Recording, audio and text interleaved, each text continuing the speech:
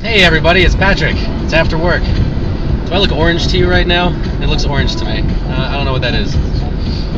Right now it's 5:30 in the evening, and I'm a little bit late getting out of work today because I had a doctor's appointment of my own today. I actually went to the local digestive gastroenterology center and had a screening with an APRN, and the soonest that they could get me in for a colonoscopy means I have to start like a modified diet right now, because I either had to wait until April or do it this Monday. So I told them I just wanted to get it out of the way. So low residue or no residue diet starting today, and then clear liquids starting tomorrow, something like that. I got this big box of stuff. They gave it to me for free. They wrote me a prescription, but they had a free sample, so they just gave it to me. It's Bowel Prep. It's like a six bottle laxative combination thing or whatever. So that's what I'm going to be doing this weekend. It should be a good time. But I got a bunch of new patients on my caseload lately. I went from only having like 7 or 8 patients. Now I'm up to 10 or 12 again. But I had such a low caseload for so long, I got a bunch of admissions all piled up at once, and I've been having to kind of stretch my schedule a little bit to run back and forth and try to get everything covered. And now, unexpectedly, I'm taking Monday off, so because of the anesthesia, you know. And so a lot of the people that I was planning on seeing on Monday are new admits. And I would rather see the new admits myself, but I like to have seen somebody a bunch of times before I hand over the visit to a per diem, intentionally. But sometimes stuff like this comes up, and you can't really control circumstances like that sometimes, so not that big a deal, I guess. I gotta find some way to use all these vacation days. I've got like 2 weeks of vacation, more or less, between now and September that I have to use up. So I haven't really come up with any good travel plans or anything. There isn't anywhere I'm really itching to go right now anyway. So maybe I'll just have a staycation. I'll just take 2 weeks off to play video games and read occult thriller novels.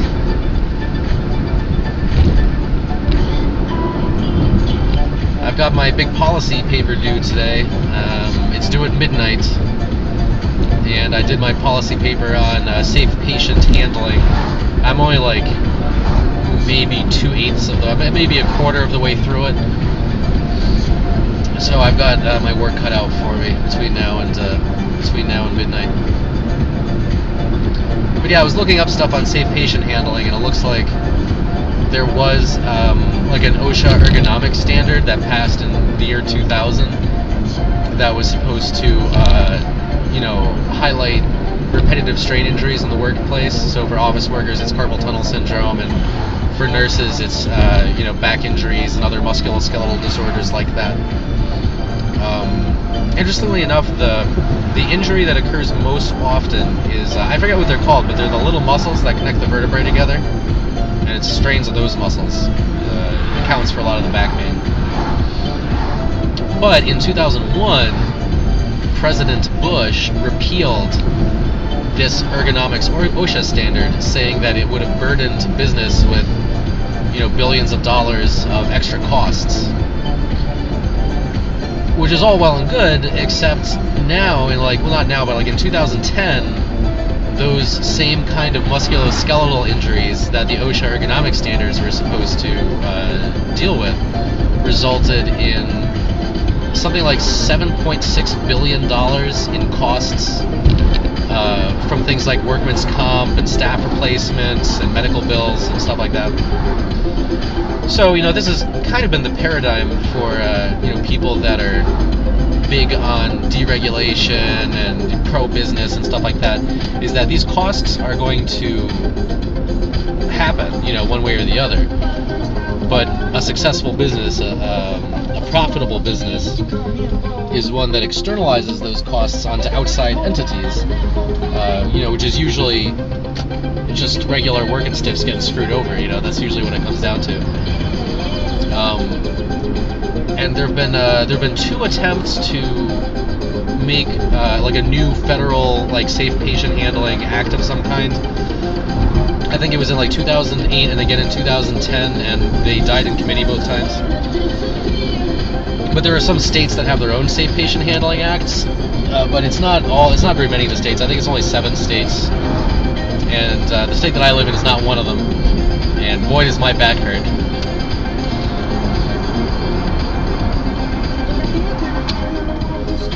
I don't even know what my back pain is all about. I keep telling people about it. Like I told my doctor about my back pain, and his attitude towards it was kind of like, "Oh, a nurse with back pain? You're kidding, really?" But I've always said I don't want to take any pills for it. I mean, I can cope with it okay. It's just kind of bothersome. I would rather get to the cause of the problem rather than just medicating for pain. But I also don't do a whole lot of exercises or anything. My back pain was a little bit better when I was doing yoga and Aikido and stuff like that. But between work and school, I just haven't had enough time to do that stuff lately. The vitamin D supplements, oddly enough, helped. I had a little bit less back pain once I started taking vitamin D. But that might just be coincidence.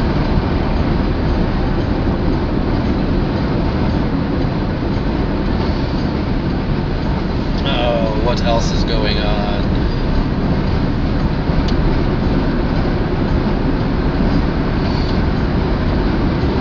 I had a nice chat with the APRN at the GI clinic. We were talking about the nursing profession and our experiences in school and stuff. I have a much different attitude towards going in for my own healthcare appointments now than I used to. I mean, I'm still really bad at making and keeping appointments and showing up at things on time. I mean, that's sort of a lower level problem. But when I'm actually there, I'm not embarrassed about anything, like I was when I was young, and I have a lot of professional curiosity about the way that they do things in that particular office, or how the other caregivers I come into contact with feel about this, that, or the other issue. So that's kind of fun. The topics of conversation always seem to come back to policy, policy and politics and stuff like that, and regulations, and seems to be the regular thing to bitch about when healthcare workers run into each other.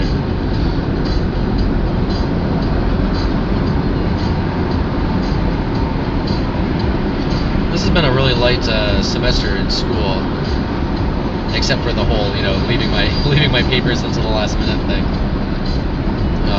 But I just did in this psychology class that I'm taking, that I did not realize was a psychology class until I asked the teacher, "Isn't this a sociology class? Why did the instructions say it's a psychology class?"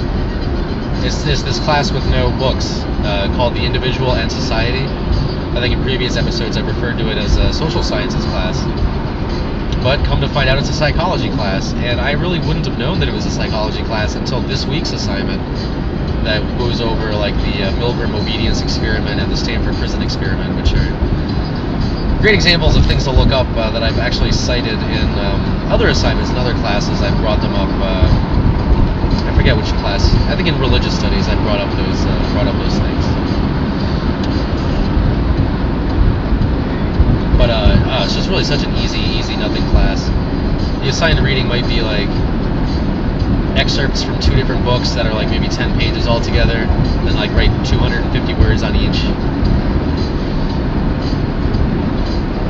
I keep complaining about how easy this program is, but I think secretly I like how easy it is because it's easy. But I mean, it's easy for me, but I see that other people are struggling with it. So I don't know, maybe it has something to do with the way the course is designed, or my familiarity with computers, or the fact that they're making me take classes that are too easy for me, or something, I mean, I definitely haven't been assigned these classes because they serve any particular academic purpose. I mean, I've taken classes and all of this stuff already.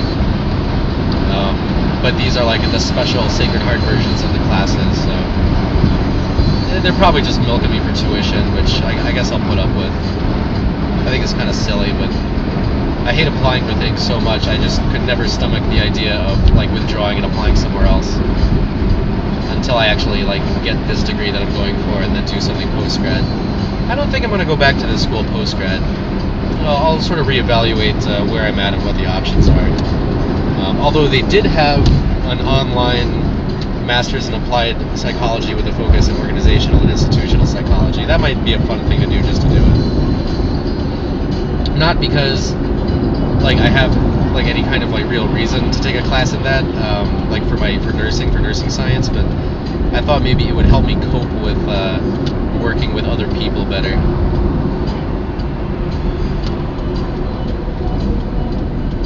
With having subordinates and things like that, I'm not really used to.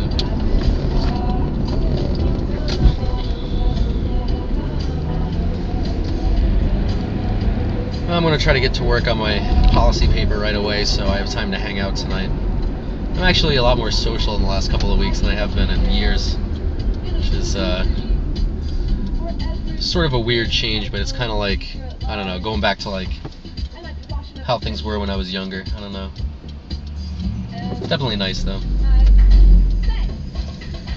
Although I'm having a hard time finding in how to fit in all of my video games, having a social life again. I'm just gonna have to stay up later. That's the answer, I think.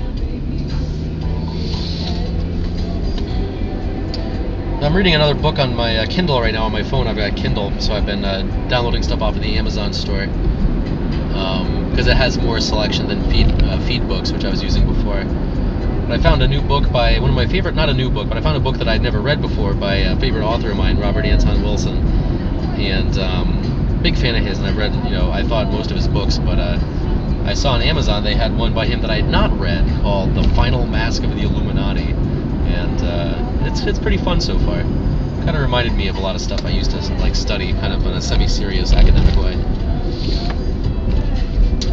Oh, here we are.